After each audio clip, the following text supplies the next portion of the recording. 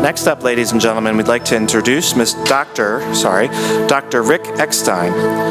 Dr. Eckstein is a professor in the Department of Sociology at Villanova University. He is the father of a current Radnor student, and he will be examining the effect of sports scholarships on modern-day America. Here is Dr. Eckstein with How College Sports Scholarships Help the Rich Get Richer. Please welcome Dr. Eckstein.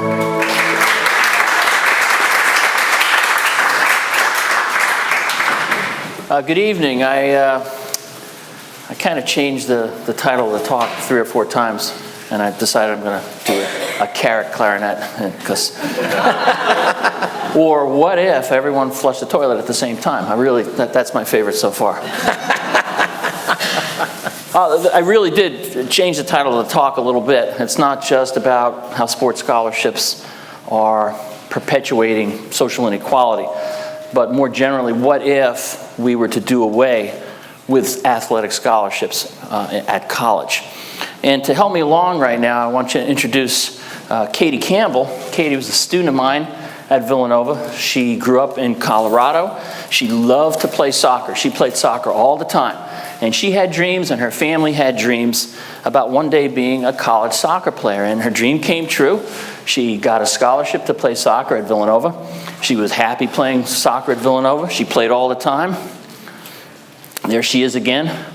And if you look a little more closely here at what's circled in red, you can't see quite yet one of the kind of unintended consequences of Katie's obsession and love of soccer. Now, these are Katie's knees. They're not Katie's knees, but they could be Katie's knees. These are internet knees, but they could be Katie's knees. Katie has had 3 surgeries to repair ACL tears. 2 in one knee, 1 in the other. One of them ruptured twice, same tendon. And she is 23 years old right now, but she'll limp for the rest of her life. She'll probably need knee reconstruction surgery or knee replacement surgery by the time she's 30. She'll never play soccer again. And this is a girl who loves soccer, has always loved soccer, and she'll never play soccer ever again. Katie's family, even though Katie got a scholarship to play college soccer, is very, very deeply in debt from Katie's college tuition and room and board. Because as we're going to talk about in a few minutes, most of the time athletic scholarships, which are few and far between, don't cover the cost of an education. Katie got caught up, and her family got caught up, and many of the families perhaps that are here or people that you know get caught in what I like to call the youth sports to college pipeline. And the rhetoric of this, the ideal type, is that a kid will enter this pipeline at age 5, or even now at age 1.5, and 13 or 15 years later will pop out with, lo and behold, a college scholarship. They'll be the next Carly Lloyd. Remember, Carly Lloyd went to Rutgers before she was a member of the U.S. women's national team. And a nice pile of cash to help subsidize the college education. Well, the reality is much different than the rhetoric, than the ideal type. It's really very much a pay-to-play youth sports to college pipeline. You've got to have a lot of money to get into the pipeline, to stay in the pipeline, to navigate the pipeline, and eventually pop out of the pipeline, where, believe it or not, the levels of scholarship money are not piles of cash, but actually very small. The average scholarship for a college soccer player is about $15,000 per year. For a college lacrosse player, about $16,000 a year. Most scholarships are in that level. It's not full scholarships, it's not $60,000, it's not $80,000. They're actually quite limited.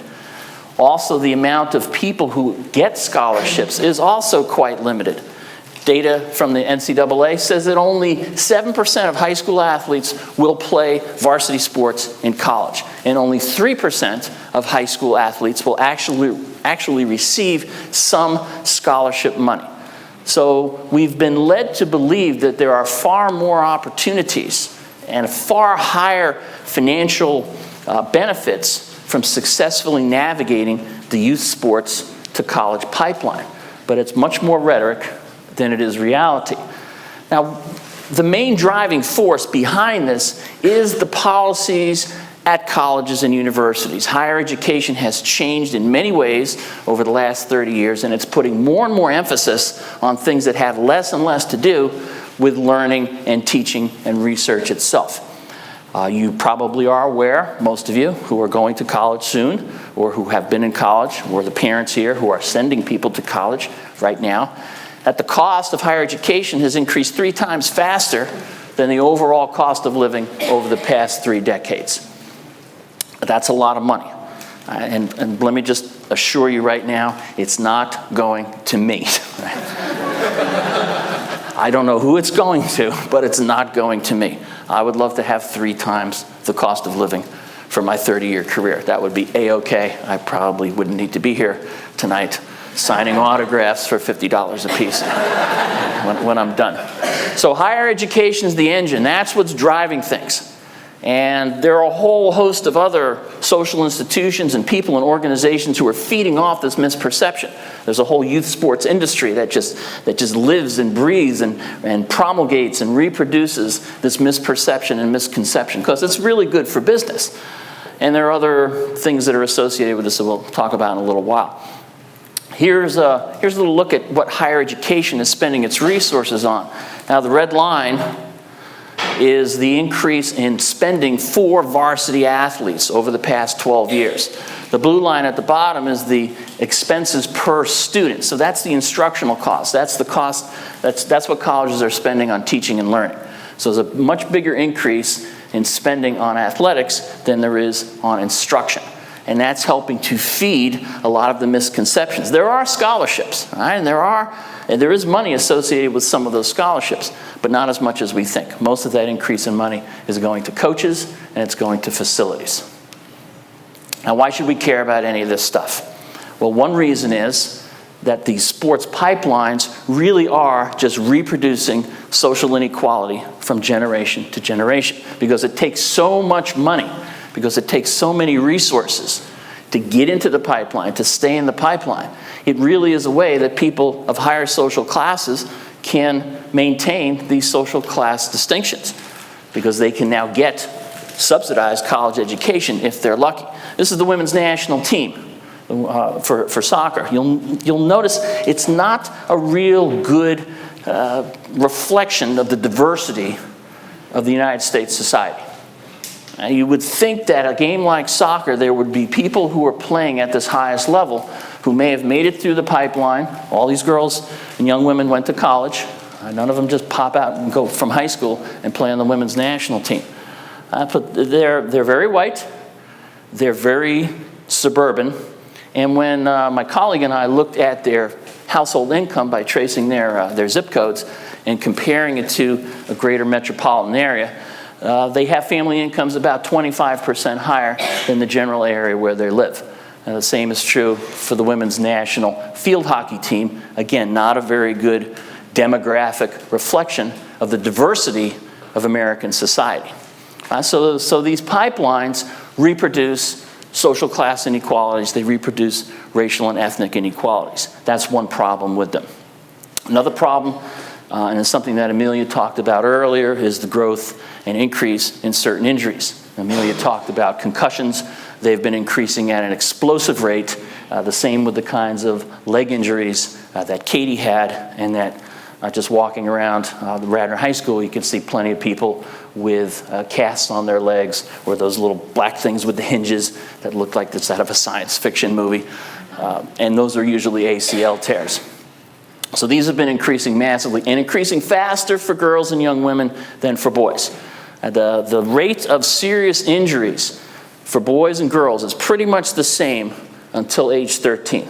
And after age 13, girls start getting injured, serious injuries, at a rate 3 times higher than boys. And it has to do with changes in girls and young women in their bodies, while pushing them to play sports more and more like men. There's been a decrease in the number of kids who are participating in some sports. There's been a massive dropout. There was an earlier slide. I didn't talk about it then. There's a whole mess of people who are falling out of the pipeline. And not just because they can't afford it, but for other reasons as well. At the same time, there's been an increase in the percentage of kids in some sports who are playing premier and elite levels, meaning expensive variations of that sport. So fewer kids playing recreational type sports, more kids playing elite, selective, premier, expensive, pay-to-play sports. Now, one of the main reasons that people are dropping out is that they're not having fun.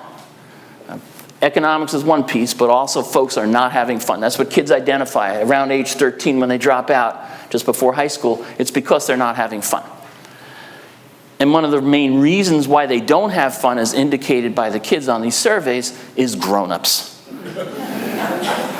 It could be parents who are obsessed, for whatever reason, with having their kids become college scholarship athletes. Now, I don't think, as a common lore might have it, that it's parents trying to live vicariously through their kids because they were spazzes and they couldn't do anything and they got cut from the ultimate frisbee team, and oh my God.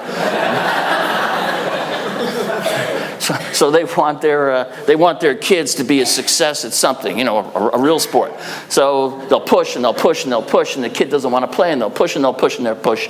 And probably, I don't know probably, but there may be some people in this room who are that person on the left with the megaphone. They could be here. And there's also not just the parents, but we have issues with coaches. Right? Coaches can be, this is a real person. Coaches can take things too seriously. And there's a reason for this too, that they're just not psychotic, although they may be psychotic. You got to understand that as the youth sports industry has grown and expanded, there's more job opportunities now for people to work as professional coaches. People make their living that way. And the way they're judged and the way they have occupational mobility is to show that they can win games or win tournaments, or perhaps get some of the kids who played for them into college varsity sports. So there's a structural reason to it. It's not always just personality. So what do we do to keep sports in perspective, to bring the fun back in? Right? One thing we can do, of course, is to get rid of the college scholarships and the behavior in higher education, which is driving things. But there are other things that we can do in the meantime. Right? High schools can help along these lines. Right? We have pep rallies. We have pep rallies sometimes, but we always have pep rallies. That's very sensitive. Right? We always have pep rallies for sports teams, and usually it's for certain sports teams, and it's almost always for male sports teams. But imagine this, what if we had a pep rally for the Model UN just before they went off to New York to compete with other Model UNs? And when they got back from New York and they brought back a delegate prize or a participation prize or a position paper prize, I've been studying, we gave everyone half day off on the following Monday. Or imagine, right, what if we had a pep rally for the band? I know there's some band people in here.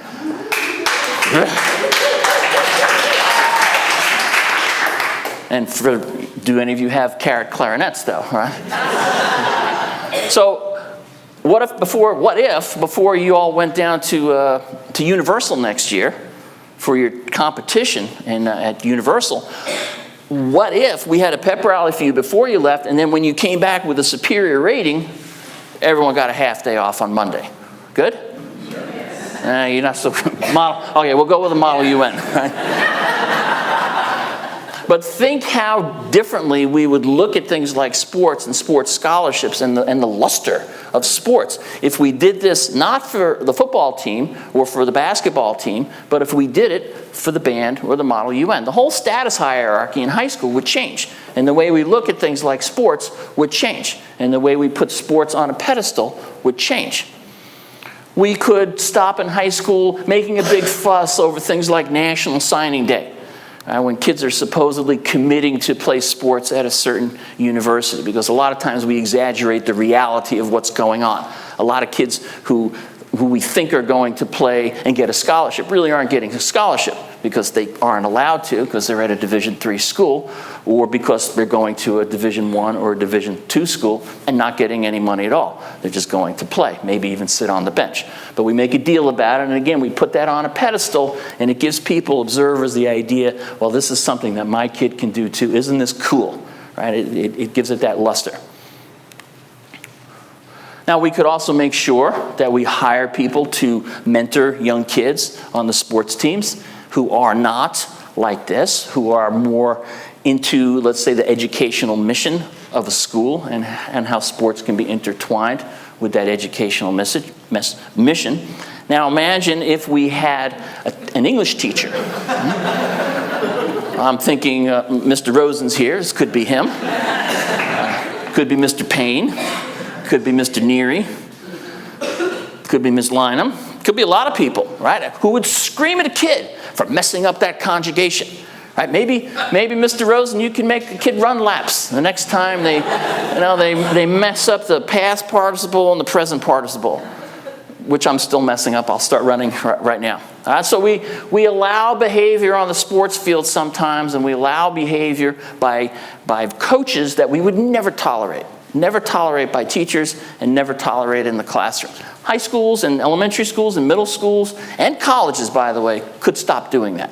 We could have a more level playing field. We could stop having double standards. So what if? What if we did away with college athletic scholarships? Well, first thing is, college would cost less. It would save a lot of money. You have no idea the tens of millions of dollars that most colleges spend on intercollegiate athletics. Even schools with relatively modest programs spend a lot of money. We would cut down dramatically on overuse injuries like this. A lot of these overuse injuries happen when kids are performing at these so-called showcase tournaments and playing 3 and 4 and 5 games in a day in order to impress the college coaches who have come to watch. That is terrible. That's a terrible thing to do to your body. You watched the World Cup last year. You saw that when the women played a game, they were off for 2 or 3 days. That's how you should be. Anytime we play a sport, a serious sport, in high school or in college, you should have off for a couple of days. But we don't, because we're always thinking, well, we've got to impress the coach. Got to get that scholarship. Right, we might have less and fewer ethical problems. This is a women's soccer player at New Mexico who was famous a few years ago. Check her out on YouTube, Elizabeth Lambert, New Mexico. That's all you need to know. And she grabbed the ponytail of an opponent, Brigham Young too, and yanked her down to the ground. It's really quite sensational. That's how I tried to coach my kids in soccer. And so maybe with the stakes a little lower, right, with not so much at risk here for getting or keeping a scholarship, these things would be lessened. As this was at a website called Funny Sports. It's hilarious. Right? It's really not. It probably hurts a lot. So this stuff could possibly be cut down. Parents could relax a little bit. They could settle down a little bit. Stop pushing your kids a little bit, right? Hold off. Let kids enjoy their childhood. Let's not have kids going through these things that are supposed to be fun and using it as an apprenticeship for when they're older. Let's let children be children, for my fellow parents. We could also perhaps scale down then the prevalence of psychotic coaches or coaches who are simply interested in their own careers and will do whatever it takes to win games or to win tournaments in order to help their own careers. Now, here's what I hope that you have, okay? Go ahead, get it out of your systems. And so, all right, I'm 56 years old. I know I don't look 56. I'd look probably about 54, but...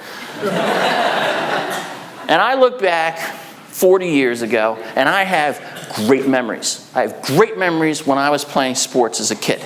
I didn't just pose in an arcade for that. That was real. And I'm so happy that I can have these memories. And I'm happy that now, even though I'm 56 years old, I still play basketball 3 times a week, all year long. I play 70 or 80 softball games every summer, and I have so much fun. Sports is still fun for me. It always was fun, and it always has been fun. And I'm seeing a whole generation of kids and college students who come through my classes who hate sports. They've been playing it. It's been so intense, they can't wait to stop. And it makes me really sad. And I have kids who play sports, and I've coached a lot of people who are in this room right now, and friends of people who are in this room. And I don't want you to have memories of this and this 40 years from now. I want you to look back and say, when I'm thinking of my childhood and the sports that I played in my childhood, this is what I'm going to remember.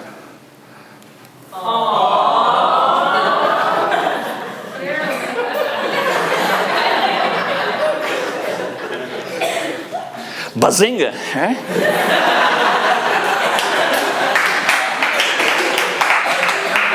I hope that all of you who are young people here today, younger than me, that's just about everyone, can have these kinds of memories 40 years down the road. Thanks very much.